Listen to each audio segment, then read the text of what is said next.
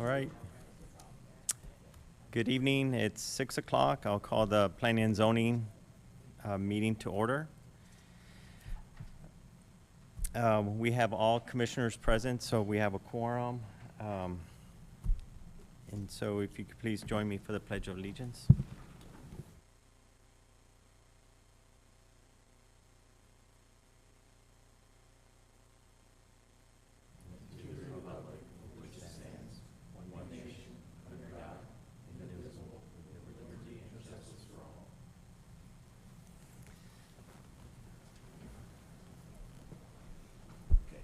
Okay, item 3, citizen comment period. Do we have any citizens?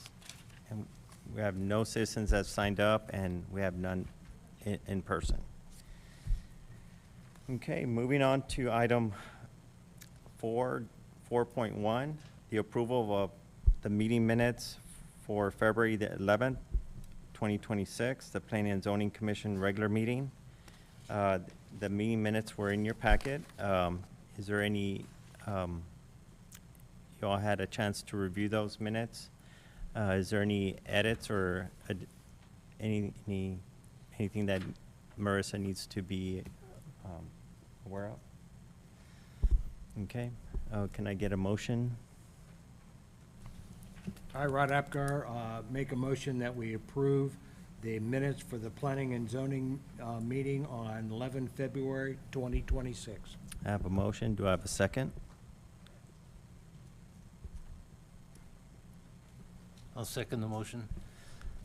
Second, all in favor by saying aye. Okay, minutes approved. Thank you. Okay, moving on to item 4.2. I think Ryan wanted to share a few updates from City Council meeting that he would like to update the planning and zoning. Yeah, so there was the City Council approved the use of golf carts. The second item was City Council adopted an ordinance which provides an economic development policy. Essentially, if we wanted to partner with a developer or public-private partnership, it allows us and gives us the tool through a Chapter 380 to be able to develop, to be able to put an agreement together. So it's basically adds tools to our toolbox for economic development. Helps us be able to do incentives if necessary with developers. So most cities have this in place. You have to adopt by ordinance to utilize this Chapter 380 agreement, and so we have that done and in place moving forward. And the other item that was adopted was a comprehensive fee schedule, which was done by ordinance, that houses all of our residential and commercial fees now. Part of that was moving up our residential square footage cost, and then we raised our commercial values here for Garden Ridge. This is just in line with raising the building code a couple months ago, getting the comprehensive fee schedule for residential and commercial permits, and which touches on a little bit of what y'all do here for planning and zoning eventually. And then our goal is to do online permitting, so that's the third part of a 3-part project from that standpoint. I think that's all that was sort of applicable to planning and zoning there that was done. Appreciate that. Thank you, Ryan. So we'll be moving on to item 4.3. It's a subdivision ordinance. Back in February, when we last met, we reviewed the proposed ordinance, and we had provided some comments. And so in your packet, there was a response to some of those questions that were asked, and which clarified some of the questions. And let me see. So in your packet, there's those responses from our planner, his name is John James. So if there's any other comments or if on the subdivision ordinance, would definitely like to pass that on to the city manager. Go ahead. Yes. Yeah, I have a couple questions, Rod Apgar here. On page 19, E at the very top, we talked that there is no extensions if they have not got their preliminary plat approved within a 2-year period. But every other time within the ordinance, if something isn't approved, you give them a 6-month extension. Can someone explain to me why this particular one is different than the rest of the ones in the ordinance? Hank, go ahead. Sorry. Yeah, so typically from between preliminary and final plat, you would have to complete all of your public infrastructure. So that's usually a little more time in between the two to be able to get the approved plat, get your construction plans together, go out, construct, get all of your public infrastructure in, and then go back and submit for a final plat recording. So 2 years is,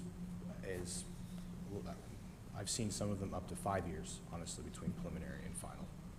So it's reasonable then not to give an extension for the first one, the preliminary one? If they come in with an extension and have some good reasons, that might be something that we consider. Okay. Definitely, but that's something they would have to approach us with, saying, hey, we're coming up to our expiration date, and depending on the situation, it may come back to P&Z or may be administratively approved.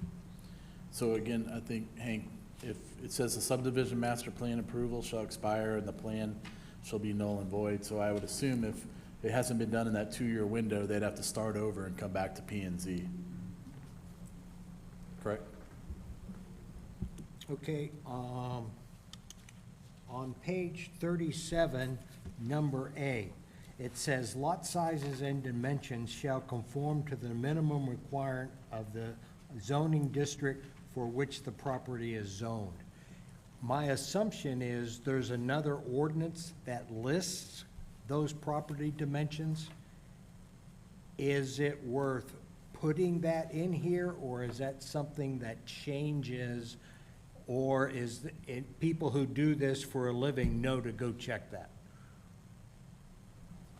I would recommend to keep the dimensions in the zoning ordinance. That way, if it does change for whatever reason, you're not going through multiple areas. Okay? But, yeah, there's a table in the zoning ordinance that specifies all of those dimensions. Which is, it's ordinance 13 that it refers back to. Okay.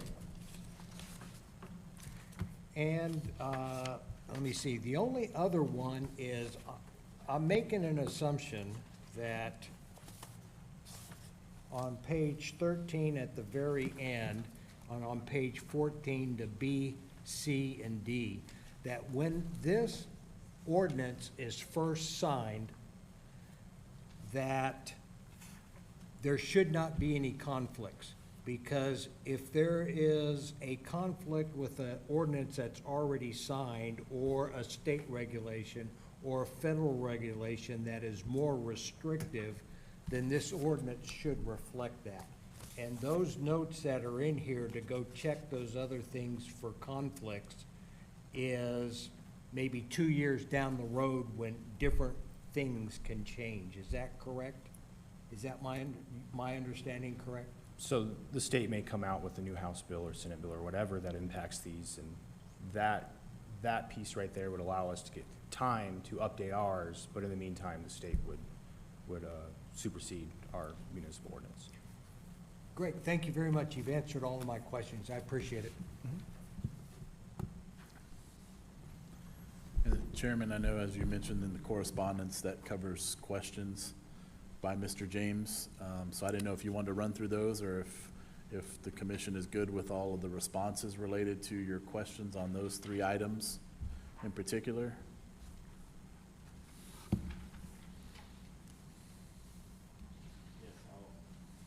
I'll run through those. So there was the question regarding, relating to the streetlights, referencing on page 44, whether that might result to too many streetlights. And so the response by Mr. James is that This section is intended to make clear that the developer and not the city will be responsible for streetlight installation.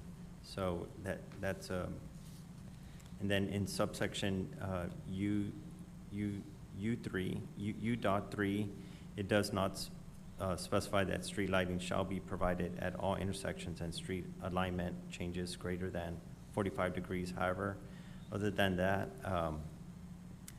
where and how many streetlights are installed will be up to the city through separate guidelines. So I think it's pretty, yes. And then regarding the question on existing wells on page 46,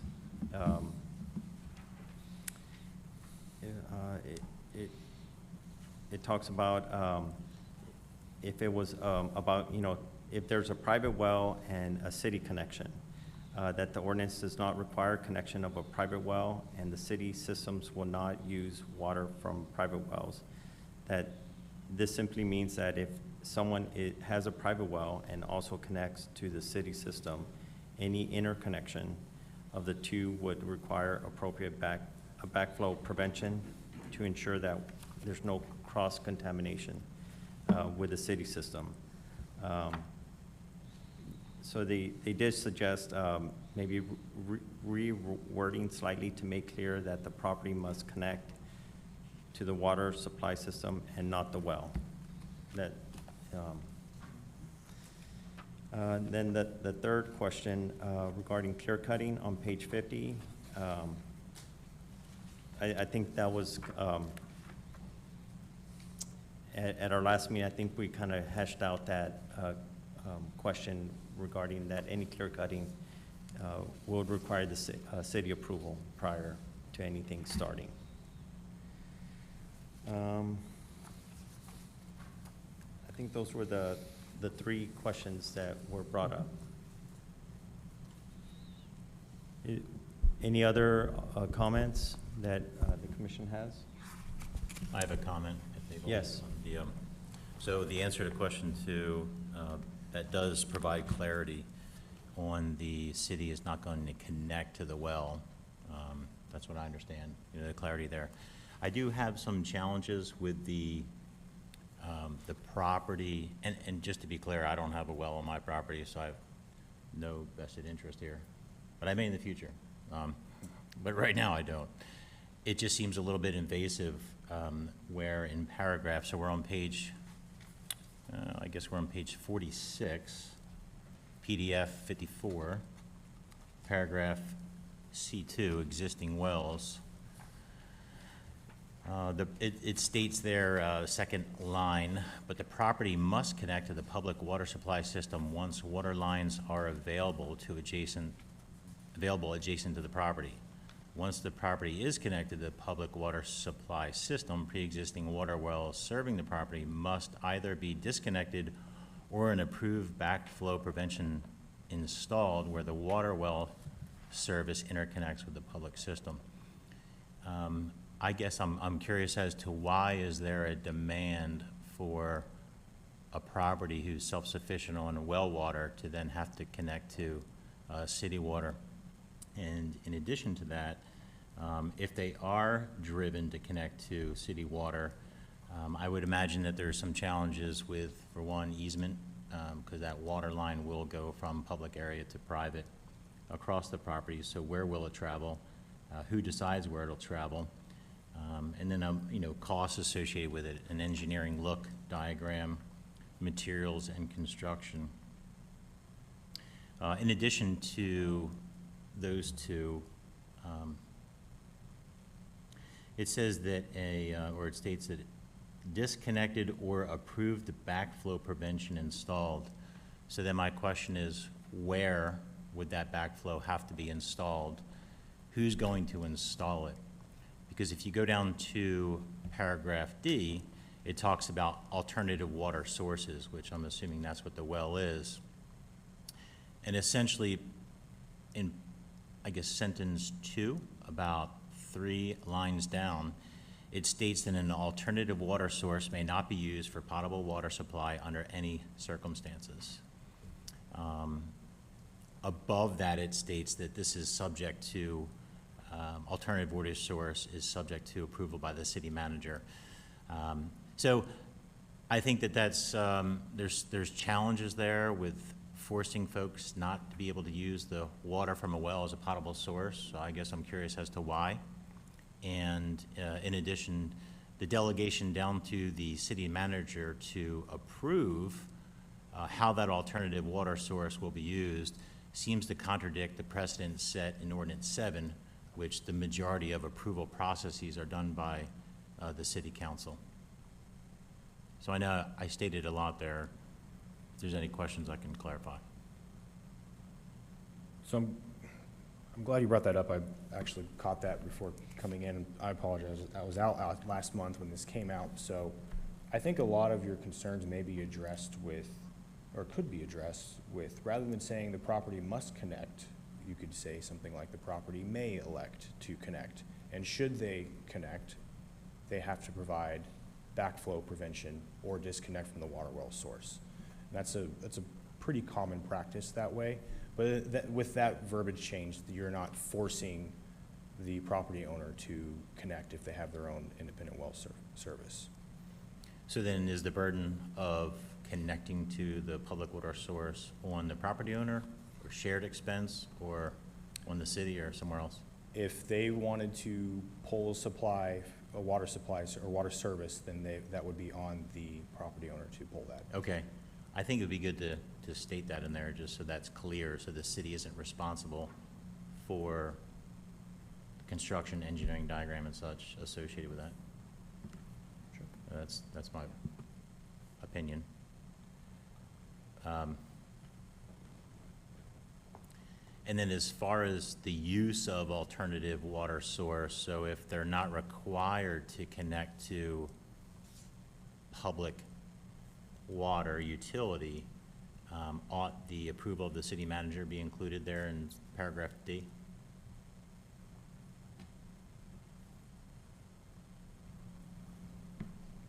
So Or I guess I can- would clarify, this is mainly for existing, let's say it's an existing home, an existing well, and a water service is out front, then we would not be requiring them to connect to a water line that came through.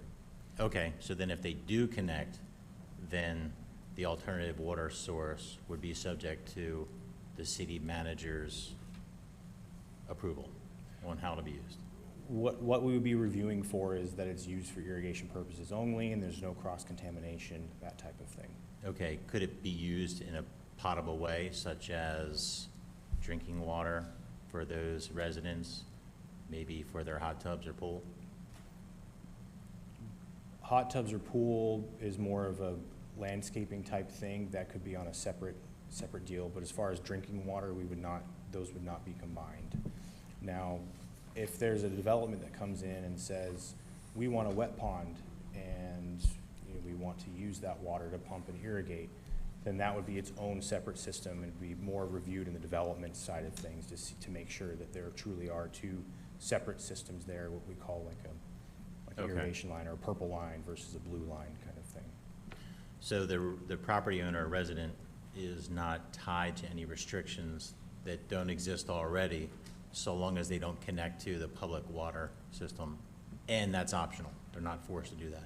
In an existing situation, correct. And if they change, okay, and if the property changes hands, so long as conditions don't change, the new property owner ought not be forced to do that, correct? It should be tied to the property, correct. And Okay. any sort of, it would not, that's correct, it would not change.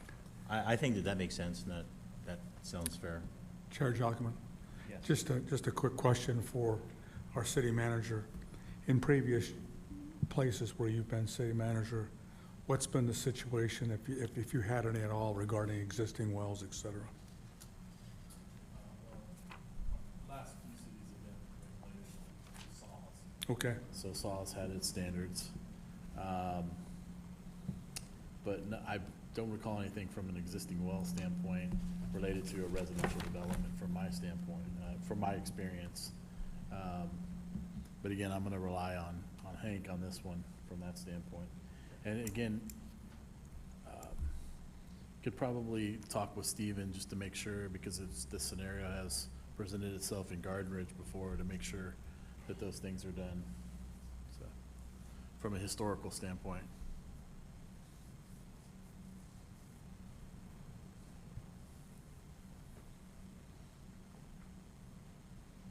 But I think, again, as Hank recommended, the verbiage and modifying that section, just to better understand it, I agree with that, so. So, You're with the- just changing the word must to may, correct? Isn't that basically what you said in that change to paragraph 2?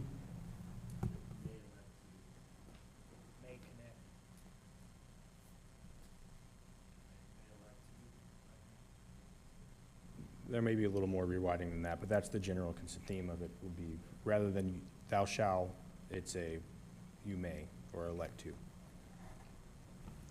So with that, are we, as a commission, are we good for, with that recommendation of wording? Okay.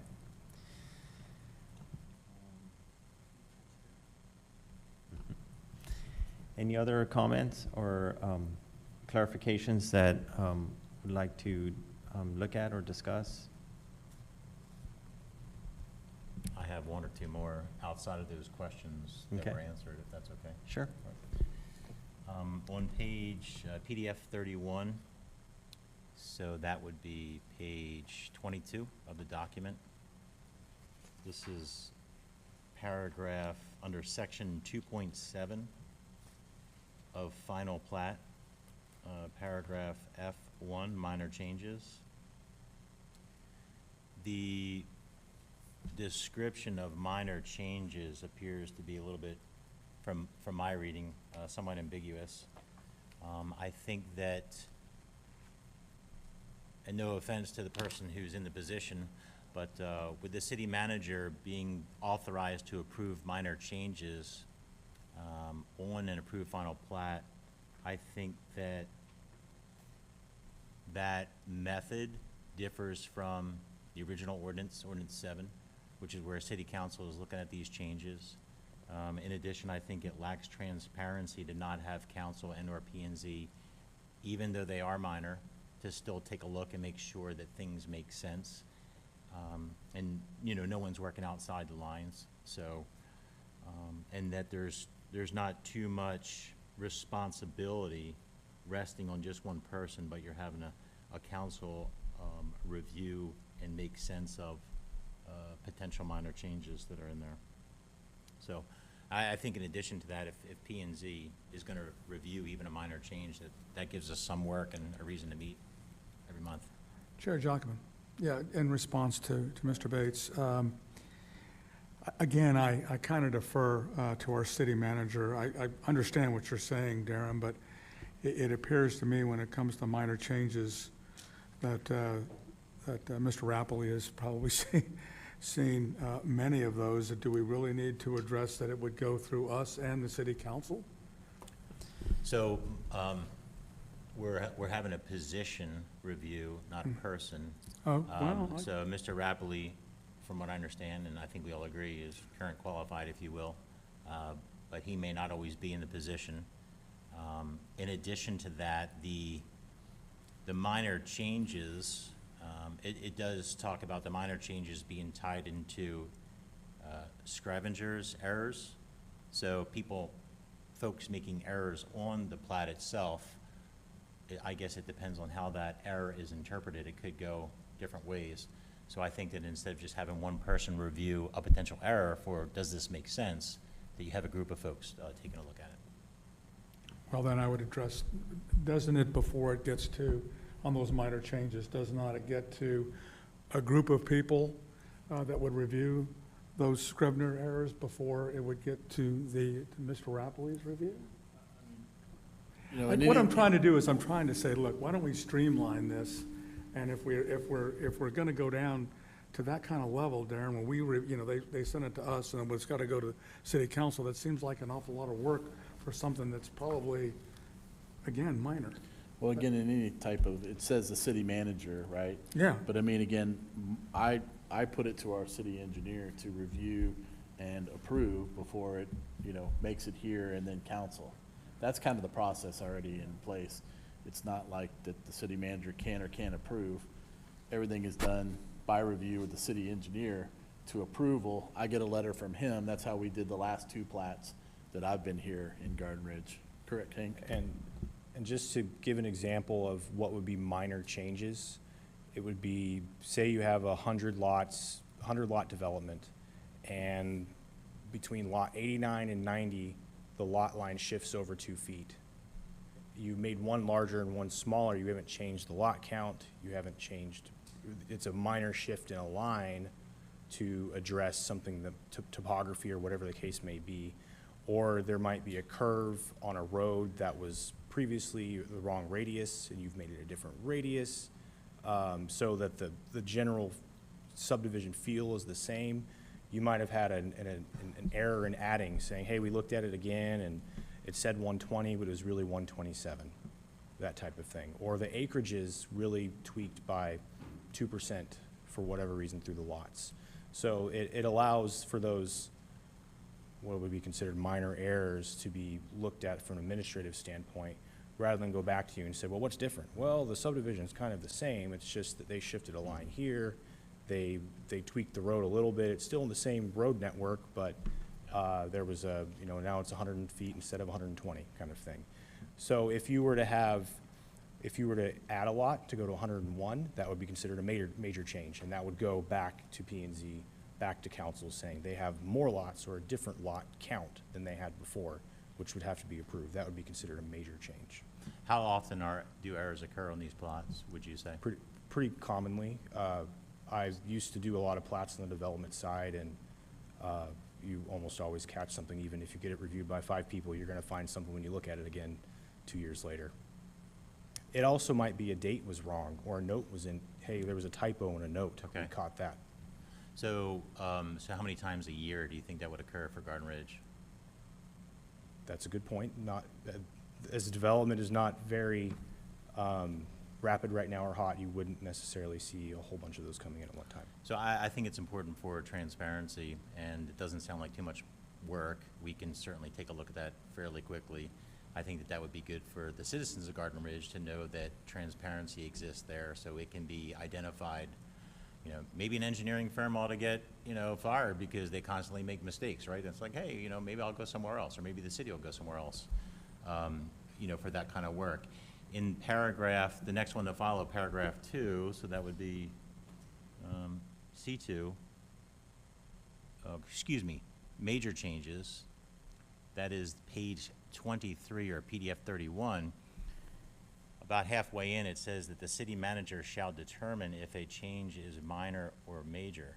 So it seems like there's somewhat subjectivity there as far as determining, is a change going to be minor or major, and then does it need to be reviewed or not reviewed? So I think that further complicates the issue.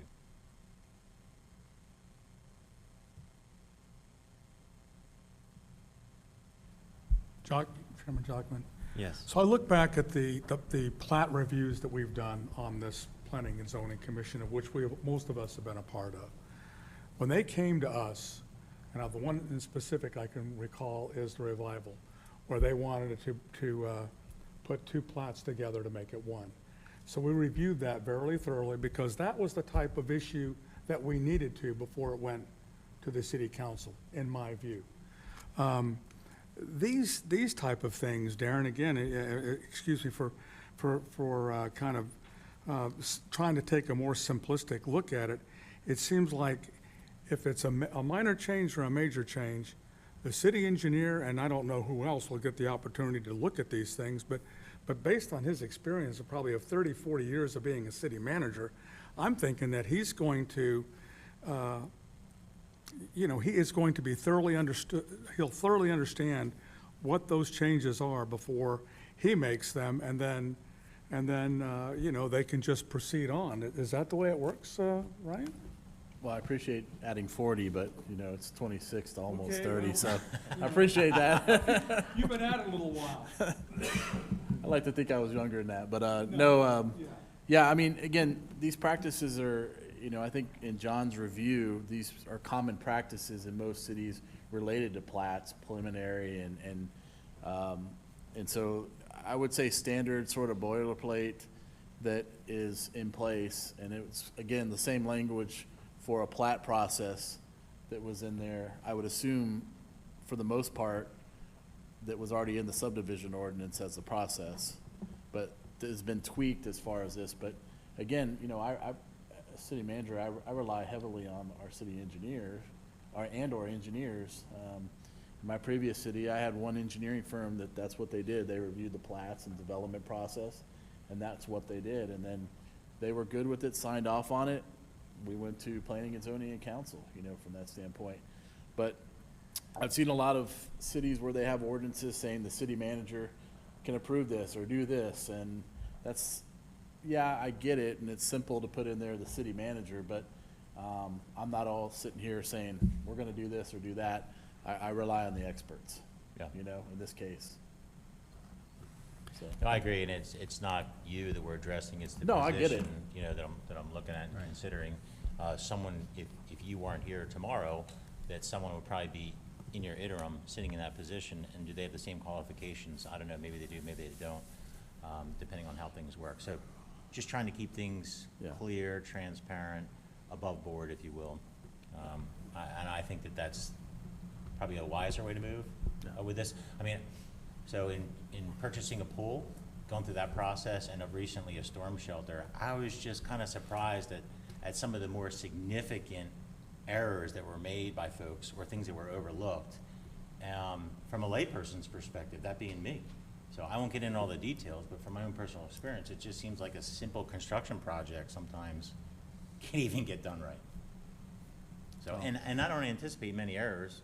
And I think that if folks know that they're gonna submit a plat to the city of Garden Ridge, that they ought to have their Ts crossed and their Is dotted. Otherwise, it could be delayed another 30 days because of all the errors that are on the product.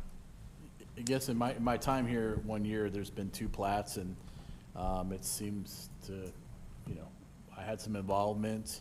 But again, it's mostly from our city engineer reviewing that and signing off. I can't speak to what might have been projects you had, residential projects, and what was done. But again, some of that is rectifying it by, you know, we're changing the building code and we're improving the residential permitting fees and so on.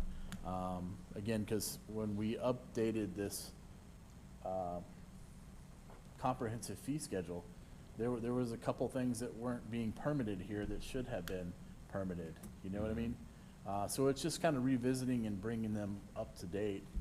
But again, I have to lean on the language here in saying the city manager is pretty common, and Dan can chime in, but that's pretty common to most cities, the way Mr. James probably wrote this subdivision ordinance, you know? It's very common, and you gotta understand also, the buck has to stop somewhere. And so the way it's set up with the home rule municipality, it basically stops with the city manager. Of course, Ryan and other city managers that we work with, they all get information from the attorneys, from the engineers, from whoever. But ultimately, someone has to make the decision. And so that's why it's written the way it's written.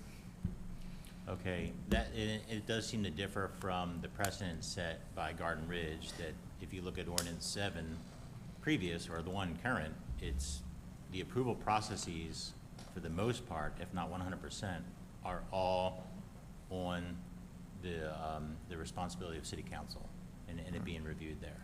So I think that a single point look is not ideal, and I think that it lacks transparency, and that really, I mean, with the few amount of changes, errors that are expected anyway, is it really that big of a deal? I think that the juice isn't worth the squeeze, if you will, working at the direction for efficiency, in our case, isn't really required. Maybe if we turn into downtown San Antonio and we have skyscrapers here and industrial buildings and that kind of thing, and we're moving that quick, then maybe we change the ordinance. I understand what you're saying, and I tend to agree with the way it's written. These minor changes shouldn't involve us in delaying everything and putting another thing before city council. What if I propose a compromise?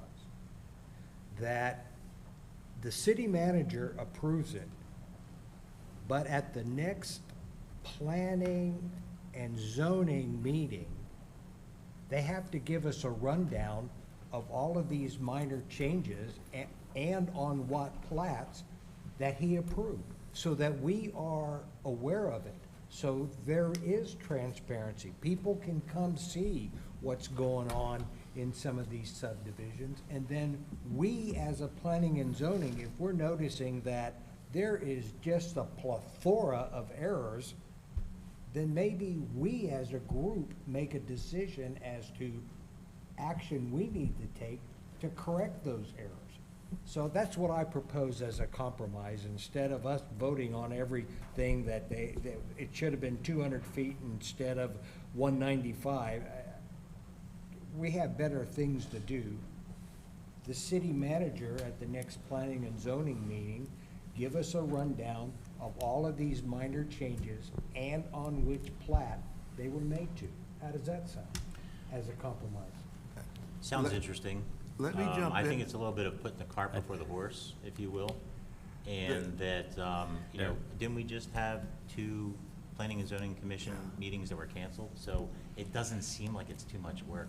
And it could also be that if it's really that simple, city manager presents it, it sounds like it can be done maybe 3 days out. It could be at the next P and Z.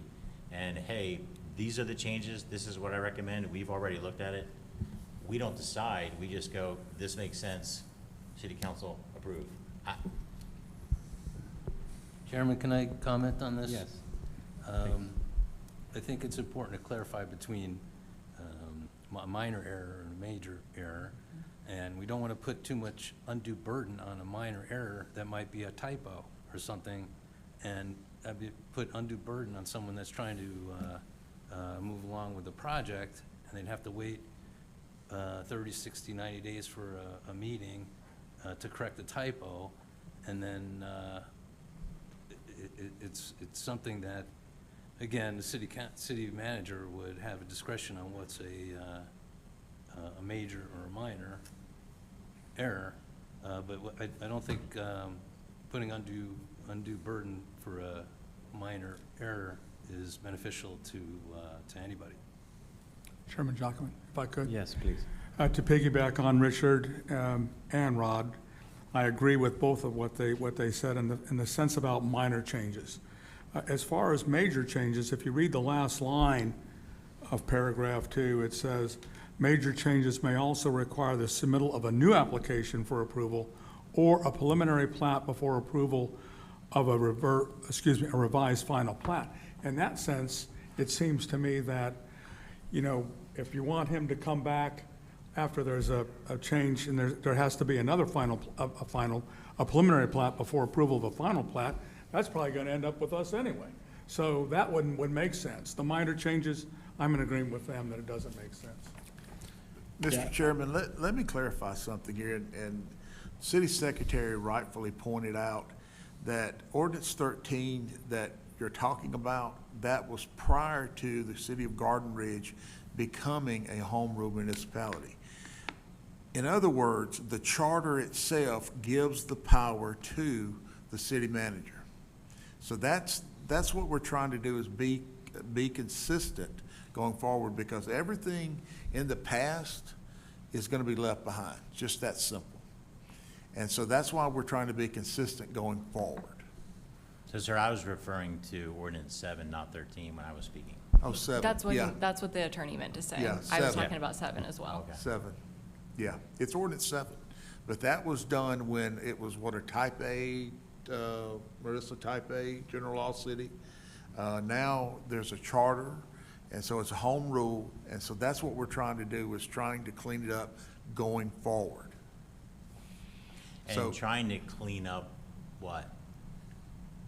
You said you're trying to clean up moving forward, trying to clean up what? Yeah, well, ordinance 7 is basically gonna be replaced by all this. Yes, I agree. Yes, that's what I'm saying. So that we're in line with a home rule charter so that's what we're doing. So that ordinance 7 is gonna go by the wayside, and this is what we're doing to take care of that. And What he's saying is that the previous ordinance is tailored towards home rule. yes.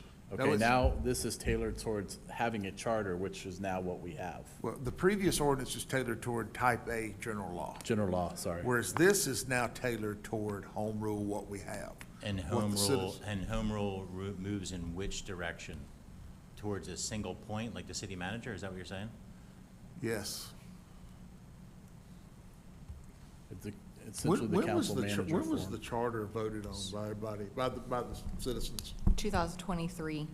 Yeah, so that's what So there- 23. From what I understand, the reason why a council exists is so that there's checks and balances. So you don't just have one single point making decisions, especially when there's subjectivity related to it, deciding whether something is Yeah. major or minor. Now, if it's the city manager reading the ordinance, and it's clearly defined 22 feet by whatever, or oak tree versus elm tree or what have you, I think that that makes sense. But there is ambiguity here, there's subjectivity that exists between major and minor. Right. Which could make the difference between having to submit a new final plat or not. So a council exists to ensure checks and balances are there. I say we use it, we have the time to do it, I do. I'm here volunteering, I'm saying I got the time to do it. We didn't work the past 2 months, we certainly have time now, and maybe in the future we can change. Right. Chairman Jockey, let me just ask one quick question since we've been through this whole discussion. And that is, I don't know what the typical procedure is when, we've addressed, I can't remember what the typical procedure is when we've addressed an issue like this regarding a new ordinance and, what we're looking at, whether we do or do not. Do we take a vote on how we all stand on this to either address what Mr. Bates is saying or not address what he's saying? Yes, that's the next thing, I guess, since we have like from Commissioner Bates, we do have a recommended wording change on the process to this particular section of the subdivision ordinance, that since we're all kind of, we have different opinions, that I'll be asking I wanted to ask the city attorney if that's something that I could propose. You entertain a consensus. motion, you entertain a motion with whatever amendments, if there are any, and you get a second, and then you vote on it. Okay. Just So, that simple. I know we had one change on that Hank had proposed regarding the May Right. on the water well. Right. Do we need to take up that separately? No, you do it all, All. whatever your motion is to approve with the changes that the engineer has discussed, and Marissa can go back and actually find out exactly what it was, and we can make the appropriate changes. Okay, And then you get a second, and it either passes or it fails. okay. So Chairman, if I may, Mhm. the business items don't include for subdivision ordinance for us to make a decision on it. It's, from what I understand, it's discussion. It's not stated in here to take action. Right, so bullet 4.1 says approval of minutes. Take a look at under business items, the following items are for discussion. Discussion Consideration and action So we would take an action on For- subdivision. on, yes. Okay, and not necessarily the answers to Well, the answers that exist in the email. So I can provide a motion for the subdivision ordinance, and my example motion would be that the city council and/or the attorney and the engineer consider all the concerns that are brought up by each council member, or the lack thereof. Okay. So that's your motion? Oh, I can provide that now. okay. Okay. So, Mr. Chairman, I move to ensure that the engineer and attorney and city council are aware of the concerns brought up at today's Planning and Zoning Commission meeting for their decision-making in the future on changes to and the upgrade to Ordinance 7 presented to us tonight. Okay. I think you should be more, excuse me, Chairman Jocham, I think you should be more specific, because you are specifically talking about a section within this ordinance and whether or not it's a minor or major change. I think that's what the bulk of this discussion was about, is it not? We got a motion on the floor. You still need a second. We need a second. Before you can just talk about it. So we have a inside. motion. Do I have a second? Okay. I'll second. You want, then no, And well, is, discussion? I don't have any further discussion. Okay. So we have a motion, we have a motion and a second. Can I get, is it an approval for that? So I do have a discussion on it, if I could. Okay. So I just want to emphasize the importance of transparency and for a council and why it exists and why we're here. That's all I have, sir. Okay. So I have a I motion. also just want to point out that this motion would not send the ordinance to city council for their review. So keep that in mind when you're voting.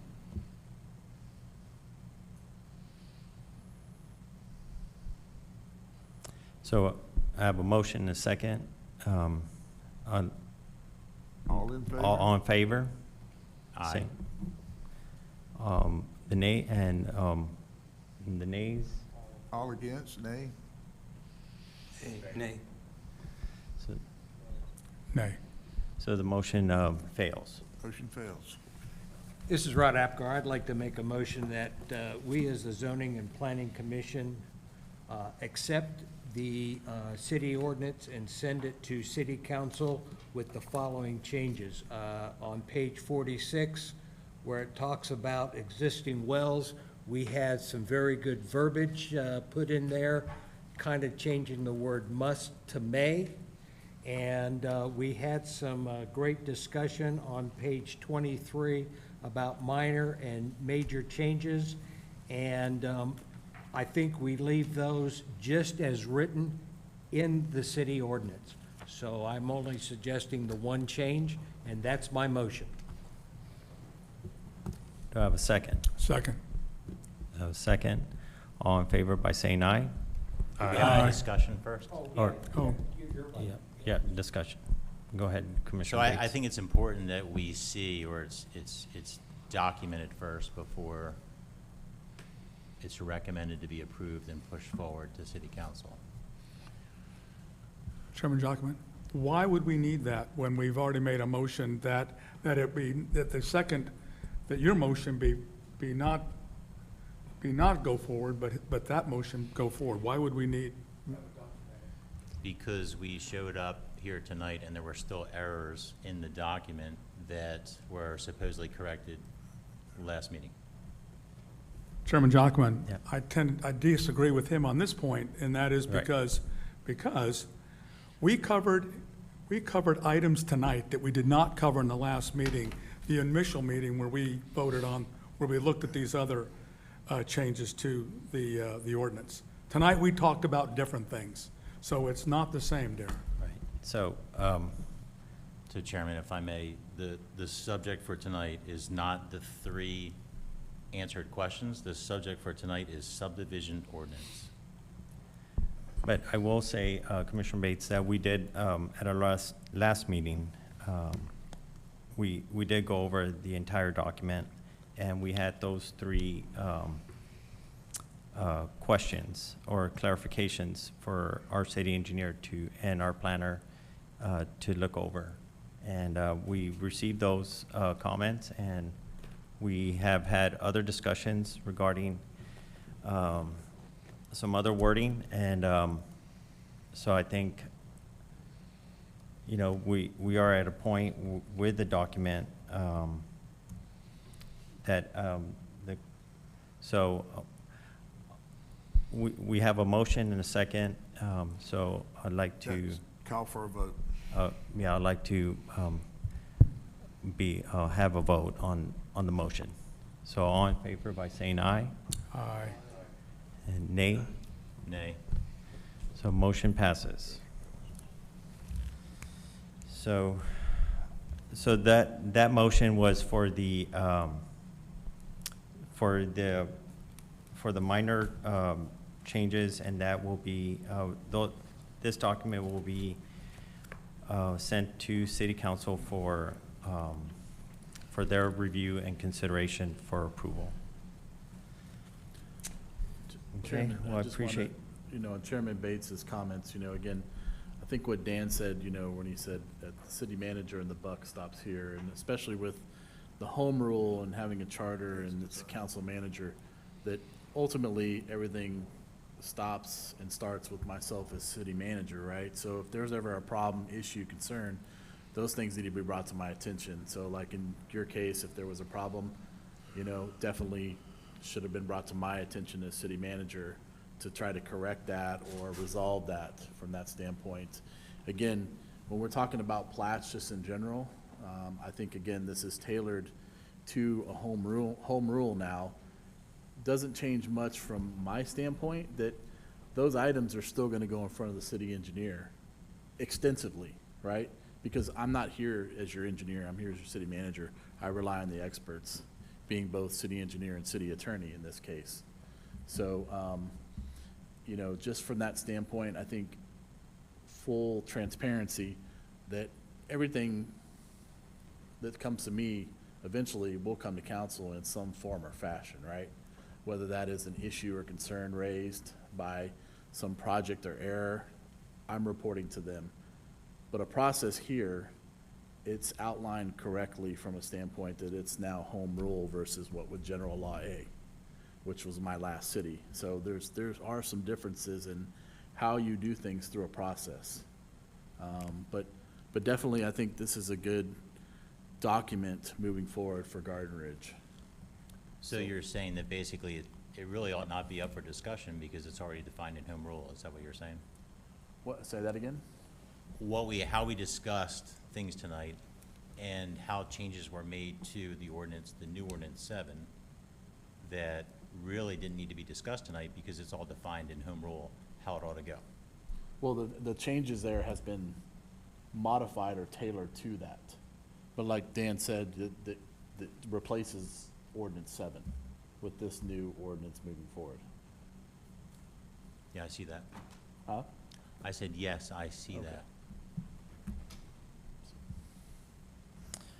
okay, Sorry, I know we closed the item and I just wanted to make that a point, so. it's okay.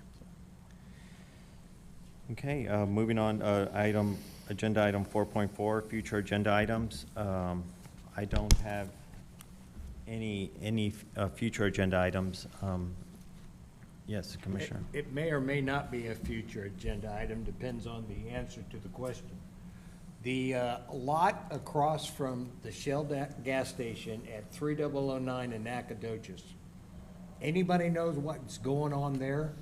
And there's a lot of dirt moving. Has anybody within the city of Garden Ridge approved anything? Has the zoning and planning commission, before I got on it, approved any plat or anything? I'll And just if real- not, what do we do? Real So- quick, so it's not on the agenda, so we can't discuss it, first of Right. all.